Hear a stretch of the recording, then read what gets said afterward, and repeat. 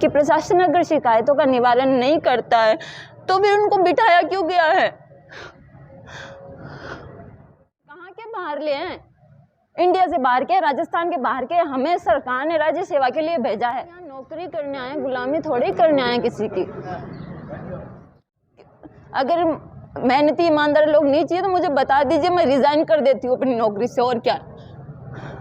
कितना प्रताड़ित हो? मेरा नाम मंजू कुमारी खाती है। बेसिकली चूरू डिस्ट्रिक्ट से हूँ। रिसेंटली हम लोग जयपुर रहते हैं। मैं सीनियर टीचर हूँ इंग्लिश से, निम्बानी विढाणी पोस्टेड थी।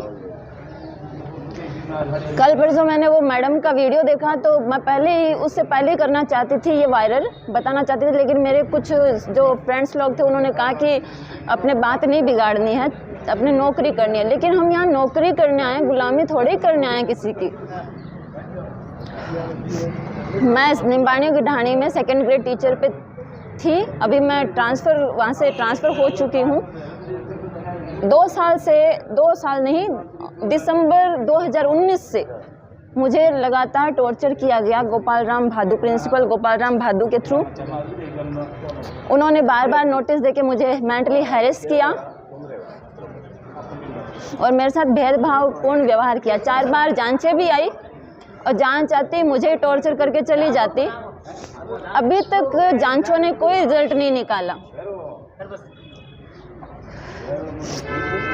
मैंने अपना काम पूरा अच्छे से मेहनत से लगन से किया। लगन का अगर ये नतीजा निकलता है तो मैं सीएम सर से ये बोलना चाहती हूँ कि फिर आप उन लोगों को जो मेहनती हैं, जो लगन से काम करते हैं, उनके लिए आरपीसी में एक नया रूल जारी कर दीजिए कि जो मेहनती है, ईमानदार है, वो फॉर्म ना भरें, ताकि मेरी तरह कोई परेशान ना होवे। अच्छा मैम, क्या हुआ था? आपकी पोस्टिंग या निम्बानी विढाणी कब हुई थी और उसके बाद से मेरी निम्बानी विढाणी में 17 नवंबर 2015 की पोस्टिंग है, लेकिन 4-5 साल में कुछ भी नहीं, ना स्टाफ का बिहेव बुरा था ना कुछ और। 30 सितंबर 2019 में मैं 15 से वहाँ थी और 2019 में गोपाल राम भादु आए और उन्होंने मुझे टॉर्चर करना स्टार्ट किया। गोपाल राम भादु है, उससे पहले कैसा व्यवहार था? गोपाल राम भादु से पहले सारे स्टाफ का अच्छा व्यवहार था।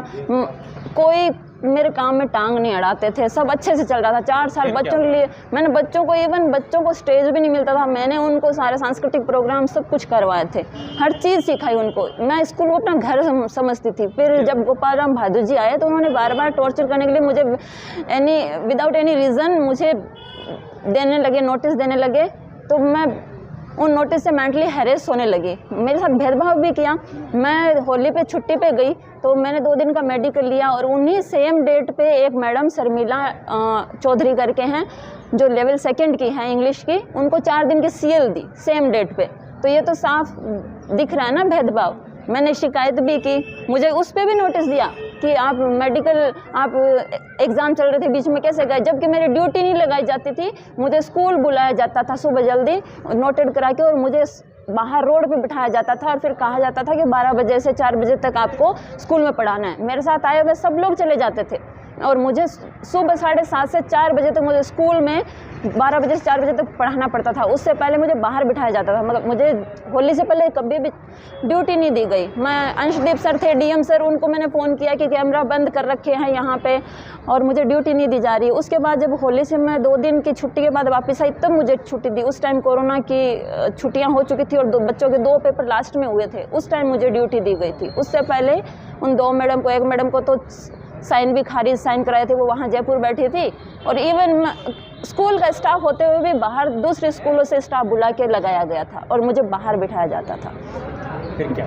फिर बाद में जितनी इंस्पेक्शन आई सब लोगों ने टॉर्चर किया और चले गए। अब वो इतना टॉर्चर से उनको नहीं हुआ फ़ायदा तो उन्होंने क्या किया, एक ड्राइवर को हायर कर लिया। जब मैं स्कूल आते जाते जब भी वो ड्राइवर होता तो वो मुझे मेंटली कमेंट करता। तो एक दिन, अभी 12 नवंबर की बात है 2021 में, उस दिन उस बंदे ने मुझे पूरी भरी बस में इंसल्ट की कि ये मैडम है ना, कंडक्टर ने टिकट नहीं दी तो कंडक्टर ने सुसाइड कर लिया। ठीक है, तो मैंने इसकी शिकायत जब की परिवहन निगम में तो उसकी गवाही देने के लिए डिपो से कोई नहीं आया, हमारे स्कूल से गजेंद्र सिंह चौधरी आया, जबकि वो वहाँ मौजूद ही नहीं था। वो बीएमसी से चढ़ता है, और जो भी मामला हुआ था वो डिपो में हुआ था। तो वो गवाही देने के आधार पे आया। इसकी मैंने शिकायत पोर्टल पे भी की थी, जिसमें गजेंद्र चौधरी ने कहा कि पहले तो लिखित में तो ये दे रखा उसने कि इन दोनों का कोई विवाद नहीं हुआ, रिटर्न में जब गवाही देने आया, और अब भी पोर्टल को ये कह रहा है कि इस मैडम ने ड्राइवर के साथ बदतमीजी से बात की। तो जब वो वहाँ मौजूद नहीं था तो गवाही कैसे दी उसने? और दूसरा, जब उसने लिखित में ये कह रखा कि कोई विवाद नहीं हुआ, तो अब वो पोर्टल पे क्यों बता रहा है कि विवाद हुआ था? तो फिर क्या हुआ? फिर क्या हुआ कि अभी मेरा ट्रांसफ़र हो चुका है, 15 सितंबर को ट्रांसफ़र हुआ था, उसका मैं स्टे लेके आई। ठीक है, मेरा ट्रांसफ़र हुआ मंगनानियों की ढाणी में, खारिया तला, जो इंटीरियर स्कूल है, 7-8 किलोमीटर अंदर पड़ती है। पैदल नहीं जा सकते, मेरे पास व्हीकल नहीं है, ना मुझे चलाना आता है।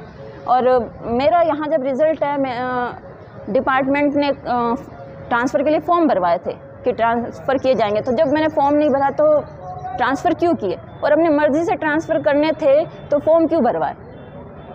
फिर भी मेरा ट्रांसफ़र, चलो कोई नहीं। फिर मैंने न्यायालय की शरण ली, गई तो वहाँ पर भी शायद वो मेरे दिन ख़राब थे या जो भी, देखो वो वकील ने भी मुझे ठगा। उसने भी मेरे साथ, मैं स्टे के लिए गई और उसने कोई और ही लैंग्वेज बनाई, तो मुझे वहाँ से कोई राहत नहीं मिली। तो मैं जयपुर संदीप कलवाणिया करके वहाँ पर गई 26 सितंबर को, और उनको मैंने पूरी बात बताई कि मैंने जोधपुर में भी लगा रखा था। उनके कहने पर मैंने 27 तारीख को केस विड्रॉल करने का मैसेज छोड़ा, मैसेज रीड आउट किया बंदे ने, जोधपुर वाले वकील ने, लेकिन कोई जवाब नहीं। ना मेरे बार बार ये पूछने पर कि आपने कोर्ट को क्या भेजा था, कोई भी उन्होंने कुछ नहीं भेजा मुझे। तब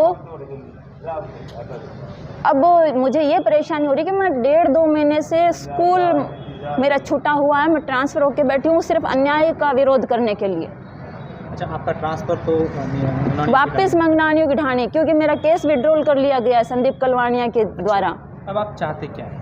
आप जैसा कह रहे हैं कि मैंने निदेशालय में शिकायत कर दी, मैंने हर जगह शिकायत की। प्रशासन, जब मैं ये पूछना चाहती हूँ कि प्रशासन अगर शिकायतों का निवारण नहीं करता है तो फिर उनको बिठाया क्यों गया है? प्रशासन का क्या औचित्य क्या है यहाँ पे?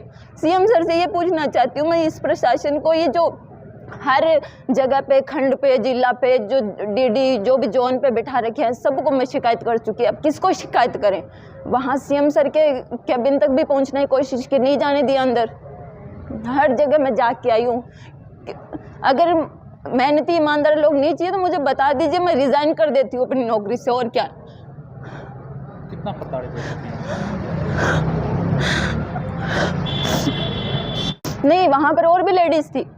सिर्फ देखिए वहाँ पर स्टाफ है ना, सारा एक जैसा नहीं था। कुछ लोग थे जो अच्छे थे, वेदाराम जी करके, रावताराम जी, नक्षत्र जी, प्रदीप जी, शिवनाथ जी, सुमित्रा जी और मंजू जी जायसवाल, इनको छोड़कर बाकी सब ने उनके टॉर्चर में साथ दिया।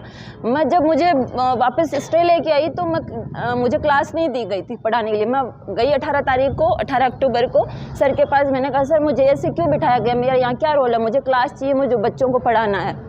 तो बोले कि हमें ज़रूरत नहीं है। फिर मैं जब खाली क्लास होती तो मैं 6th क्लास में गई पढ़ाने के लिए, तो बच्चे मुझे बुलाने आ जाते थे कि मैडम पढ़ा दो। तो मैं वहाँ गई तो शर्मिला चौधरी ने बच्चों को क्या कहा कि इस मैडम को अंदर क्यों आने दिया क्लास में, ये इस स्कूल की है ही नहीं। तो मैं उस स्कूल में जब मुझे वहाँ ज्वाइन करा, साइन कर रही हूँ, तो मैं उस स्कूल की नहीं हूँ तो कहाँ की हूँ। तो सारे लोग मिलके सब ने टॉर्चर किया मुझे, और जिसने अपराधी का साथ दिया वो भी पूरा उस अपराध का भागी है।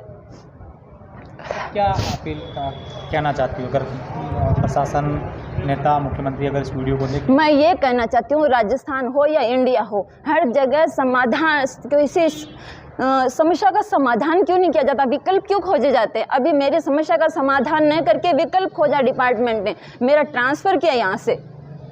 समस्या का समाधान तो त्यों का त्यों रह गया ना। 2 साल की शिकायतों का हमारा क्या, हम लोग 600 किलोमीटर से यहाँ आकर, इवन हमें यहाँ पर पता है बाहर वाला करके भी बुलाया जाता है। स्कूल में गोपाल राम भादु यहाँ तक कहता है कि इस मैडम को बाहरली कहते हैं, तो ये चिढ़ती बहुत है। हम कहाँ के बाहरले हैं? इंडिया से बाहर के, राजस्थान के बाहर के। हमें सरकार ने राज्य सेवा के लिए भेजा है। नहीं चलो भोले लोग बेचारे अनपढ़ लोग वो बोले तो बनता है, पढ़े लिखे लोग भी इस तरह से हमारे साथ हीन भावना से देखते हैं, तो ये मतलब समझ नहीं आ रहा। और प्रशासन को हम शिकायतें कर कर के थक गए, और करें क्या बताइए।